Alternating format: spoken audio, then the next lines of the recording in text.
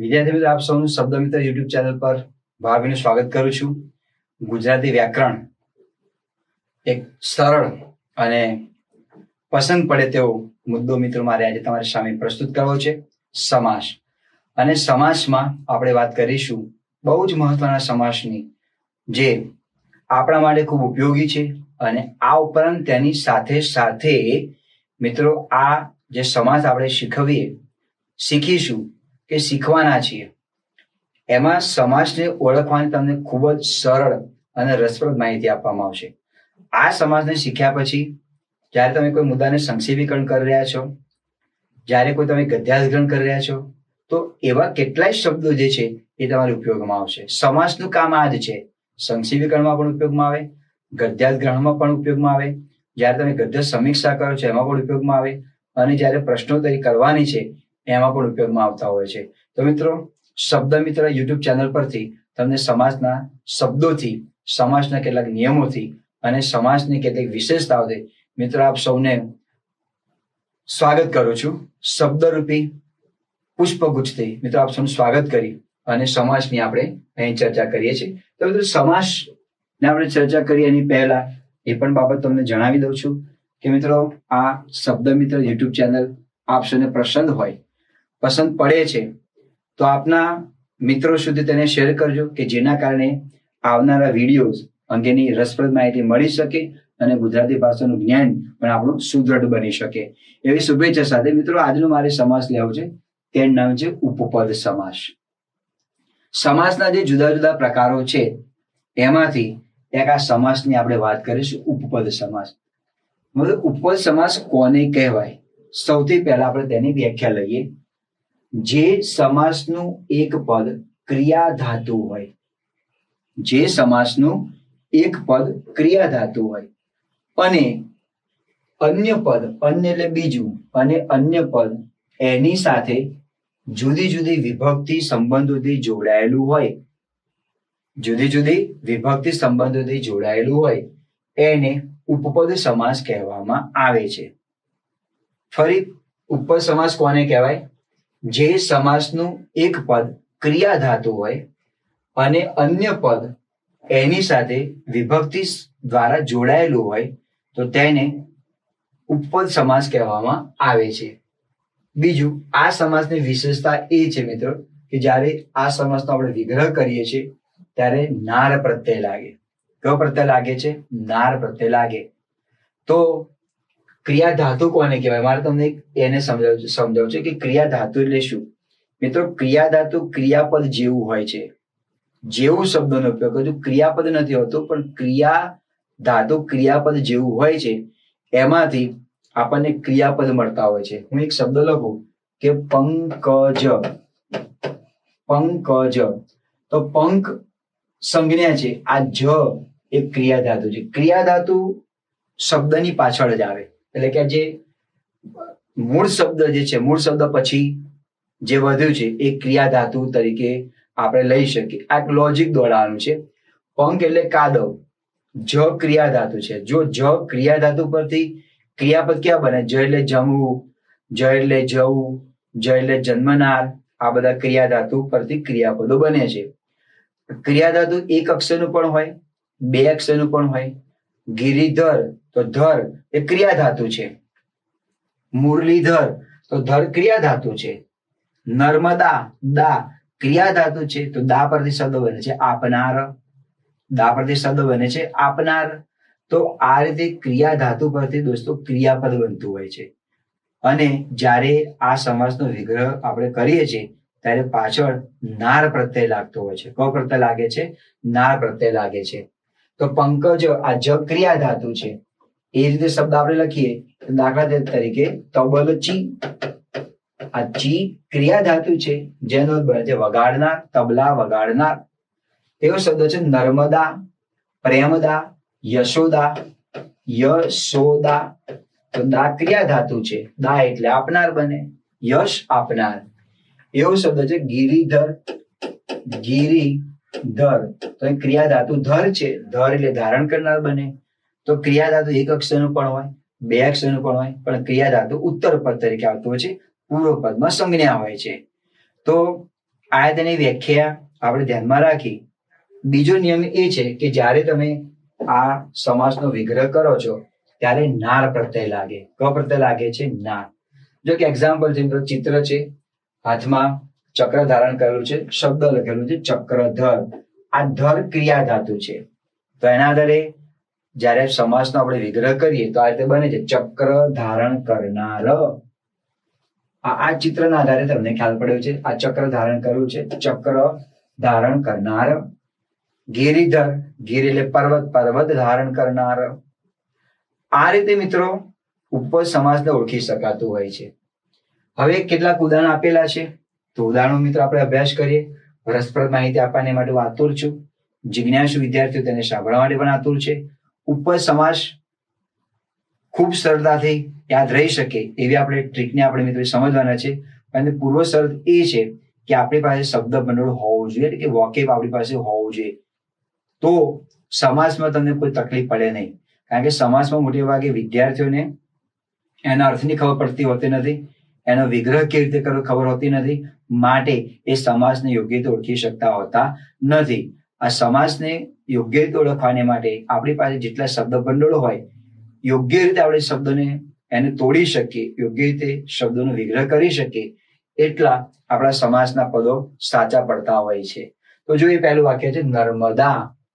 દા ક્રિયા ધાતુ છે. નર્મનો અર્થ બને છે આનંદ અને દાનો અર્થ બને છે આપનાર. નર્મદા એટલે કે આનંદ આપનાર. જેની પાછળ દા આવે એ બધા ઉપપદ સમાસમાં આવે. નર્મદા, યશોદા, કીર્તિદા, પ્રેમદા, જશોદા. આપદા, લો આપદા પણ, આપદા એટલે મુશ્કેલી આપનાર, મુશ્કેલી કરનાર. ગદા, એ ગદામાં એ ન આવે. દા પ્રત્યે એટલે આમાંથી કોઈ અર્થ તમને વિશેષ નીકળવો જોઈએ. ગદા એ શબ્દ તેમાં આવે નહીં. આપદા, કીર્તિદા, પ્રેમદા, જશોદા, યશોદા, આ બધા જ શબ્દો ઉપપદ સમાસમાં આવે. યશોદા, દા ક્રિયા ધાતુ છે, એનો અર્થ બને છે યશ આપનાર. યશ એટલે જશ, કીર્તિ આપનાર. ટીકાકાર, જેની પાછળ કાર આવે એ પણ ઉપપદ સમાસમાં. ટીકા કરનાર, વાર્તાકાર, ચિત્રકાર, આ બધા એમાં આવે છે. ગૃહસ્થ, સ્થ એ ક્રિયા ધાતુ છે, જેના બધી ક્રિયાપદ બને છે. સ્થ એટલે રહેનાર, ગૃહસ્થ ઘરમાં રહેનાર. મંચસ્થ, હૃદયસ્થ, પછી સ્વર્ગસ્થ, આ બધા જે શબ્દો જે છે એમાં કંઠસ્થ, જેની પાસે સ્થ આવે એ બધા ઉપપદ સમાસમાં આવે છે. કંઠસ્થ, કંઠમાં રહેનાર.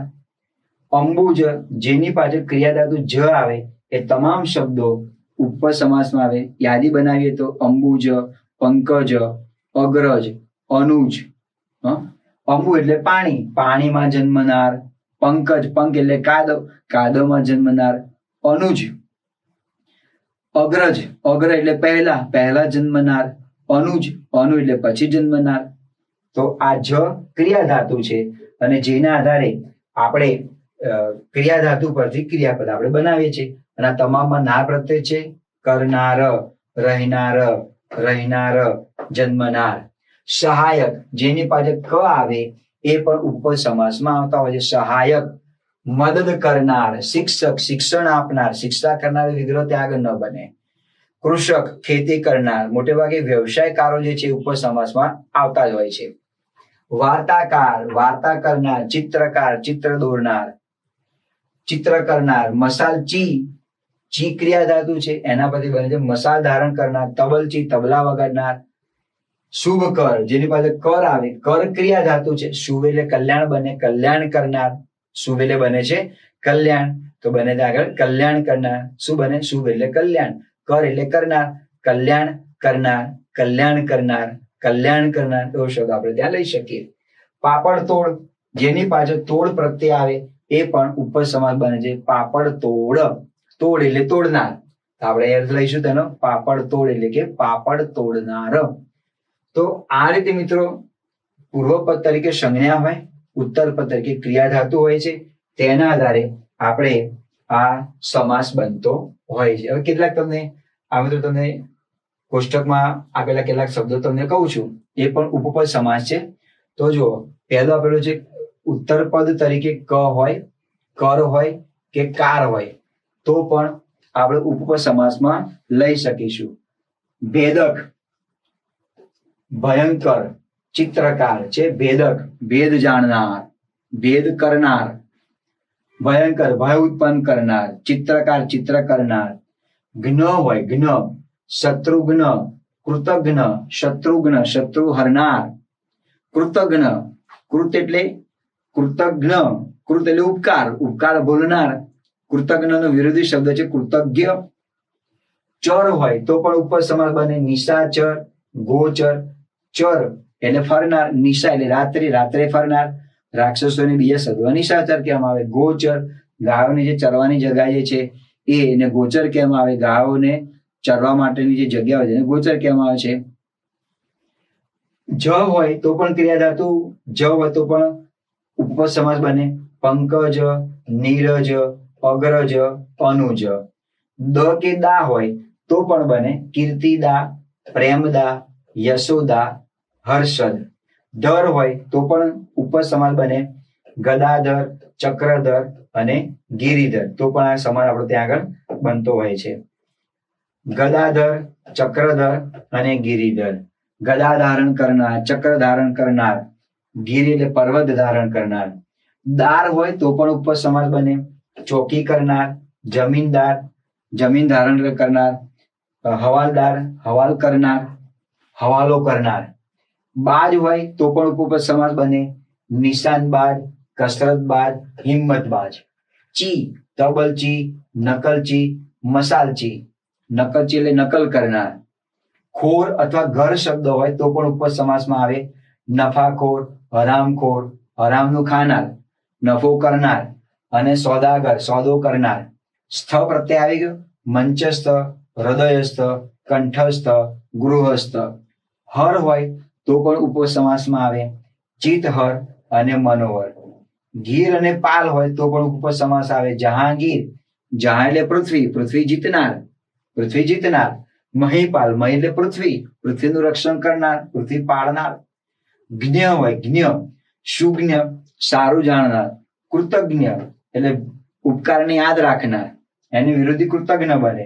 તત્વજ્ઞ, તત્વ જાણનાર. આ કોષ્ટકને આધારે પણ દોસ્તો તમને ઉપપદ સમાસ ને ઓળખવામાં આવે. ક્રિયા ધાતુ તરીકે ઉત્તર પદમાં જોવા માટે મળે ત્યારે આપણે સમજીએ કે આ જે છે એ ઉપપદ સમાસમાં છે. હવે બીજો નિયમ આપણે જોઈએ મિત્રો કે ઉ પ્રત્યય હોય અને ખાવ પ્રત્યય હોય ત્યારે પણ ઉપપદ સમાસ બને છે. ઉ પ્રત્યય હોય અને ખાવ પ્રત્યય હોય ત્યારે પણ ઉપપદ સમાસ બને.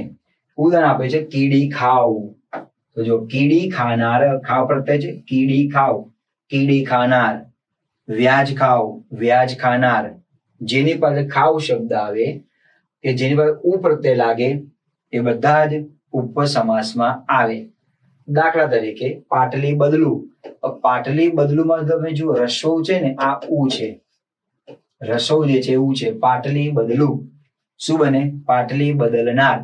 ભીખ મંગુ, તો મંગુ ની અંદર ઘને રસ્વ આવે આ એટલે કે આ ઉ છે. ભીખ માંગનાર. સમાસને ઓળખવામાં આપણને એટલા માટે તકલીફ પડતી હોય છે કે મિત્રો આપણી પાસે શબ્દ ભંડોળ હોતું નથી. નિયમોની જાણકારી જે આપણી પાસે હોય એ પણ અધકચરી હોય છે કે જેના કારણે સમાસ હોય, અલંકાર હોય આની યોગ્ય રીતે ઓળખી શકતા નથી. કારણ કે આ ભાષા પરનું વર્ચસ્વ આપણી પાસે હોવું જરૂરી છે. વાક્યમાં કે શું કહેવા માટે માંગે છે એનું મર્મ આપણી પાસે હોવું જરૂરી છે. તો અને તો જ એની યોગ્ય રીતે આપણે ન્યાય આપી શકીએ. અર્થ ન જાણતા હોય, સિંહાસન, સિંહની આકૃતિ વાળું આસન, તો મધ્યપદ લોપી સમાસ બરાબર છે. પણ તમે સિંહનું આસન લખો અને તત્પુરુષ લખો તો ખોટું. ઘણાનો પ્રશ્ન થાય કે સિંહનું આસન ન લખાય. ના, સિંહનું આસન લખાતું નથી. સિંહની આકૃતિ વાળું, સિંહની આકૃતિ વાળું જે છે એમાંથી આપણે જે આસન બનાવવામાં આવે છે તે મયુર આસન, એ મધ્યમ લોપી જ આવે. એટલે તત્પુરુષ ત્યાં આગળ બને નહીં. એટલે વિગ્રહ આપણો સાચો હોવો જોઈએ. વિગ્રહ ખોટો તો આમાં પણ આપણને લોચો વાગતો હોય છે. વિગ્રહ સાચો ક્યારે પડે? કે જ્યારે આપણે તેના શબ્દને યોગ્ય રીતે જાણતા હોઈએ ત્યારે. પાટલી બદલું, અહીંયા ઉ પ્રત્યય છે તો વિગ્રહ બને છે પાટલી બદલનાર. ના પ્રત્યય આવે. વ્યાજ ખાવ, વ્યાજ ખાનાર. હવે જોઈએ તક સાધુ, અહીંયા ઉ પ્રત્યય છે, વિગ્રહ બને છે તક સાધનાર. હીરા ઘસુ, ઉ પ્રત્યય છે, આ રસ્વો એટલે ઉ પ્રત્યય થયો. રસ્વો એટલે ઉ, નાનો ઉ, અને આ રીત પ્રમાણે તમે કરો છો તો આ મોટો ઉ થયો, દીર્ઘ ઉ છે. હીરા ઘસુ, હીરા ઘસનાર, હીરા ઘસુ, હીરા ઘસનાર, અહીંયા ઉ પ્રત્યય છે, અહીંયા પણ ઉ પ્રત્યય છે. ભીખ મંગુ, તો વિગ્રહ બને છે ભીખ માગનાર. સાગર ખેડુ, ઉ પ્રત્યય છે, સાગર ખેડનાર. કીડી ખાવ, ખાવ પ્રત્યય છે આગળ, ખાવ, કીડી ખાનાર, પ્રાણી છે કીડી ખાનાર. હાથ છડ, હાથ વડે છડેલું. હવે આ જે વાક્ય મિત્રો જે શબ્દ છે આમાં નાર પ્રત્યય નથી, છતાંય ઉપપદ સમાસ છે. હાથ વડે છડનાર એવું ના બને, હાથ વડે છડેલું. તો તમે જુઓ અહીંયા ઉ પ્રત્યય છે તો પણ આ ઉપપદ સમાસ છે. અહીંયા આ શબ્દમાં નાર પ્રત્યય નથી, ઉ પ્રત્યય આવે છે. હાથ વડે છડેલું, તમે આ શબ્દનો વિગ્રહ હાથ વડે છડનાર એવું કરી શકાય નહીં, આપણે વિગ્રહ ખોટો કહેવાય. હાથ વડે છડેલું, તો પણ આ ઉ પ્રત્યય છે એટલે આપેલો શબ્દ ઉપપદ સમાસ છે. બીબા ઢાળ, બીબામાં ઢાળેલું, ઉ પ્રત્યય છે. વાંક દેખું, દેખું એટલે દેખનાર, વાંક દેખનાર. મેલ ખાવ, ખાવ પ્રત્યય છે તો વિગ્રહ બને છે આપણે મેલ ખાનાર. પાણી કળો, કળો એટલે સમજવું, જાણવું, તો વિગ્રહ બને પાણી કળે એવું, પાણી કળે એવું. અહીંયા પણ ના પ્રત્યય નથી પણ એ નાનો ઉ છે તો પણ આ ઉપપદ સમાસ બને છે. એટલે જો તમે મનમાં વિચારતા હોય કે ના નાર પ્રત્યય આવે એટલે જ ઉપપદ સમાસ હોય તો વાત તદ્દન ખોટી છે. એ ના પ્રત્યય નથી આવતો પણ અમે તમને નિયમ કહ્યો કે ઉ અને ખાવ પ્રત્યય હોય તો પણ એ ઉપપદ સમાસ બને છે. અહીંયા છડેલુંમાં ઉ પ્રત્યય છે, ઢાળેલુંમાં ઉ પ્રત્યય છે, અહીંયા પણ ઉ પ્રત્યય છે તો પણ મિત્રો આ ઉપપદ સમાસ બને છે. બીજો કોઈ આનો વિકલ્પ બનતો નથી. કારણ કે ઘણીવાર આપણે અલ્પજ્ઞાની આમાં એવું લાગે કે અલ્પજ્ઞાની જે છે એવું કે આ ઉપપદ સમાસ ના બને, અહીં ના પ્રત્યય ક્યાં આવે છે. એટલે એ જે ના પ્રત્યયનો જે વાળો જે છે એમાંથી બહાર નીકળજો અને આ રીતે તમે ધ્યાનમાં રાખજો કે આ રીતે વાક્ય આપેલું હોય તો પણ એ ઉપપદ સમાસ બનતું હોય છે.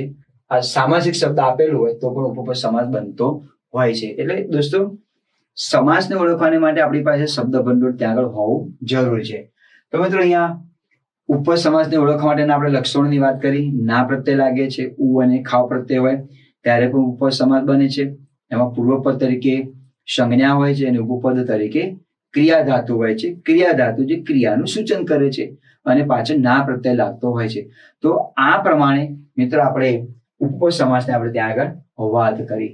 તો અહીંયા જે સમાસની જે સફર જે છે અને આ સફરને જોનારા મારી સાથે રહેલા હમસફર વિદ્યાર્થીઓ, આ ઉપપદ સમાસ એ ખૂબ જ મહત્વનું છે અને કોઈ પણ શબ્દને યોગ્ય રીતે આપણે સમજવું હોય, જાણવું હોય તો ગુજરાતીનું પણ આપણને ગુજરાતી આવડવું જોઈએ. તો વિદ્યાર્થી મિત્રો અહીંયા આપણે ઉપપદ સમાસને આપણે વિરામ આપીએ છીએ. તો મિત્રો શબ્દ મિત્ર યુટ્યુબ ચેનલ આપણને કેવી લાગે છે, આપણને રસકને લાગતી હોય તો આપના મિત્રો સુધી તેને શેર કરજો કે જેના કારણે અવનવા વિદ્યાર્થીઓ જે છે એ વિદ્યાર્થીઓને અવનવા વિડીયોથી એ માહિતગાર થઈ શકે, કે અવનવી માહિતી આપણને પ્રાપ્ત થઈ શકે. તો મિત્રો એ શુભેચ્છા સાથે અહીં આપણે ઉપપદ સમાસને આપણે વિરામ આપીએ છીએ. આપ સૌનો ખૂબ ખૂબ આભાર. જય હિન્દ, જય જય ગરવી ગુજરાત.